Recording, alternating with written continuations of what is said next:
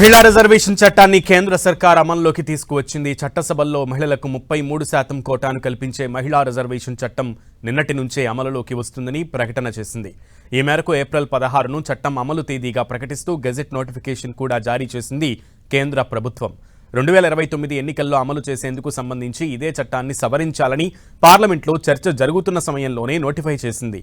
అయితే తదుపరి జనగణన తర్వాత చేపట్టే డీలిమిటేషన్ ఆధారంగా మహిళలకు రిజర్వేషన్లు అమలవుతాయని అందులో ఉన్నట్లు వివరించారు.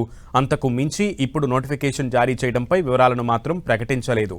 106వ రాజ్యాంగ సవరణ చట్టం 2023లోని సెక్షన్ 1లో ఉన్న సబ్ సెక్షన్ 2 ప్రకారం సంక్రమించినటువంటి అధికారాలను ఉపయోగించుకుని 2026 ఏప్రిల్ 16వ తేదీని మహిళా రిజర్వేషన్ల చట్టం అమల్లోకి వచ్చే తేదీగా ప్రభుత్వం నిర్ణయించిందని నోటిఫికేషన్లో న్యాయశాఖ పేర్కొంది. అయితే గెజెట్ నోటిఫికేషన్ విడుదల చేసిన పద్ధతిపై విపక్ష పార్టీ నేతలు సీరియస్ అవుతున్నారు. 2023 సెప్టెంబర్లో మహిళా రిజర్వేషన్ల బిల్లు నారీ శక్తి వందన్ను పార్లమెంట్ ఆమోదించింది.